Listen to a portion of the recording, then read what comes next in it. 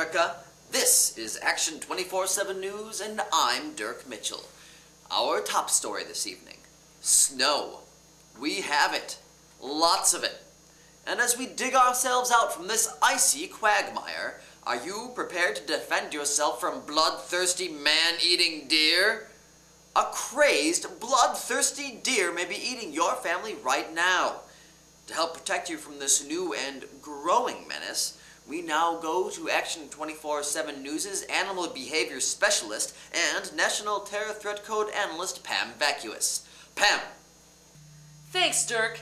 In a shocking turn of events, deer are now eating humans, especially babies. This began after an especially tragic snowfall when the deer realized that they were out of bark. Indeed, the cuddly deer, rendered harmless in people's minds by such enduring classics as Bambi and Bambi 2, have been breaking down doors and eating people. People like you. As you can see from this chart, the terror threat level has gone from tail white to your baby's blood red. Experts recommend that in order to protect yourself, you shoot anything in the woods that is moving and not wearing blaze orange. How far spread is this new deer menace, Pam? Well, Dirk, experts haven't come to a consensus on that yet, but all signs point to people who have a backyard, live near a person with a backyard, or the woods, and most cities. Back to you, Dirk. Thanks, Pam. I don't know about you, America, but I'm going to stock up on bark. Our next story. Do you like clowns? Well, if you live on the eastern seaboard, you are out of luck. President Bush has used his right of executive privilege to sequester all of the clowns east of the Mississippi to entertain him for a period of no less than 7 hours and 23 minutes. The resulting clown shortage is expected to make children generally less terrified for the remainder of the day. President Bush, when asked for comment, giggled, clapped his hands, and demanded a balloon animal. I think a clown ate my dog the other day, Dirk. Nobody cares, Pam. Nobody cares. Do you like to breathe? How about eat? At the same time? Recent studies have shown that the windpipe and the food pipe are actually quite close to one another, and most people are not qualified to both breathe and eat. To help you navigate through this minefield of death and sorrow, we now go to Action 24/7 News' medical safety PhD specialist, Dr. Jack Menthal. Thanks, Dirk.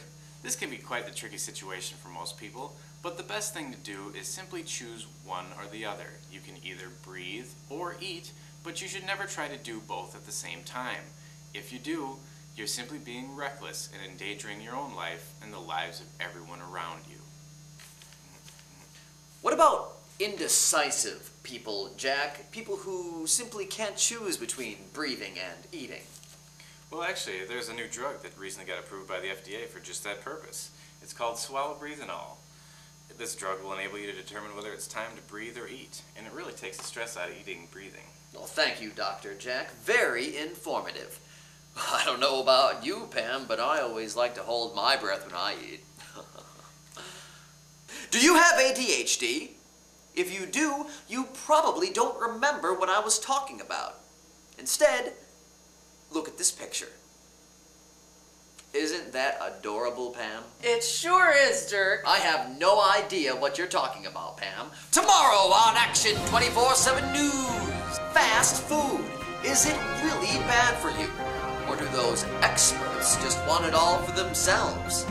Plus, recent studies have shown a link between gas usage and patriotism. Why do people who drive hybrid cars hate America? And finally, do you know where the serial killers are? Our panel of experts has concluded that there could be one behind you right now. Don't look! Tune in tomorrow to find out. From all of us here at Action 24/7 News, I'm Dirk Mitchell. Be prepared, America.